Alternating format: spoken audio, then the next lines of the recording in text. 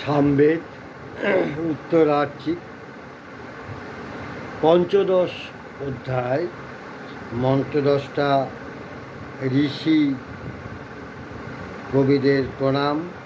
ঋষিরা হলেন গৌতম রাহুগণ, বিশ্বামিত্র গাথিন, বিরূপ আঙ্গিরস, ভর্গ প্রাগাত, তৃত আপ্তা, উষণা কাব্য, সুদিতি ও পুরুমি, শবরীকাণ্ড, গোপবন আত্মেয়, ভরদ্বাজ বৃহস্পত্য বা বিতহব্য, প্রয়োগ ভার্গব অগ্নি বা পাবক বৃহস্পত্য।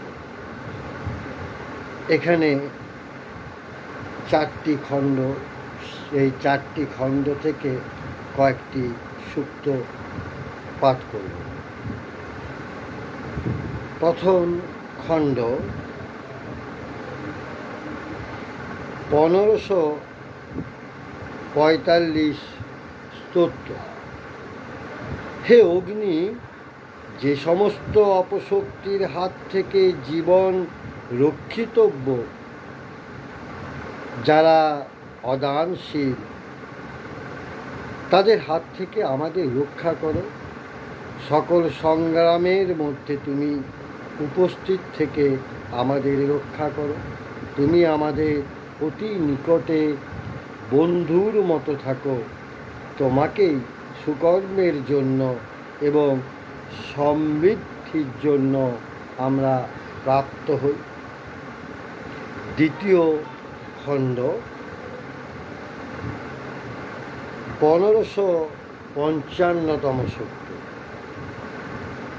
জন্মমাত্রই যিনি সকল কিছু জেনেছেন, সেই বলের পুত্র অগ্নিকে বরণীয় ধনসমূহ দানের জন্য কামনা করি। তার জন্ম দুইভাবে।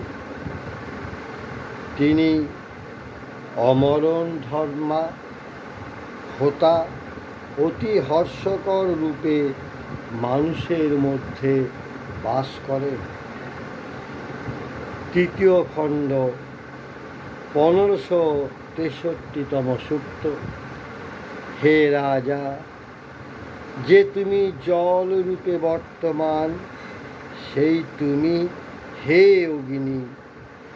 হে বজ্র দংষ্ট্রা, রাত্রিতে বিচরণকারী রাক্ষসকে মানে মেঘকে দিনে ও উষাকালে ধ্বংস করো।